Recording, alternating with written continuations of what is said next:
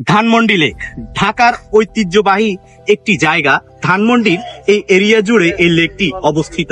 অতীতে এই লেকটি ছিল কারণ বাজার নদীর একটি খাল নামে পরিচিত। পরবর্তীতে এটাকে পান্ড নদী নামে নামকরণ করা হয়।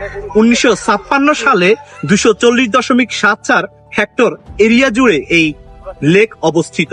এখানে অনেক মানুষ আছে তাদের রিফ্রেশমেন্ট নেওয়ার জন্য, অনেকে আসে সুন্দর একটি মুহূর্ত কাটানোর জন্য, কেউ বা অস্থির হয়ে, কেউ বা নিজের অস্থিরতা দূর করার জন্য, কেউ বা ভালোবাসা বিনিময় করার জন্য এই লেগে আসে।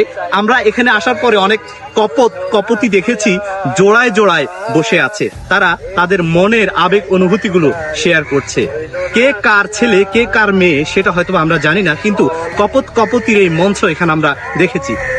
কপতি ছাড়াও এই লেগে আসলে আপনারা রিফ্রেশমেন্টের জন্য যে বিষয়টা দেখবেন, এই লেগের চারপাশে যদি আমরা একটু দেখাই, প্রচুর এরিয়া আছে যেখানে আপনি হাঁটতে পারবেন, এক্সারসাইজ করতে পারবেন এবং প্রাকৃতিক পাখির কোলাহল যেটা আছে, পাখির কিচির মিচির ডাক শুনতে পাবেন, খুব ভালো লাগবে। আমি এসেছি এই ধানমন্ডি লেগের এখানে মোটামুটি সুন্দর একটি বাসমান ফোমের ব্রিজ বললে চলে, সেখানে দাঁড়িয়ে আছি। আশেপাশে অনেক মানুষ আছে, কেউ বা সময় কাটাচ্ছে। ব্যস্তময় যানজটের এই শহরে এক টুকরো ঢাকার প্রতিচ্ছবি এই ধানমন্ডি লেক।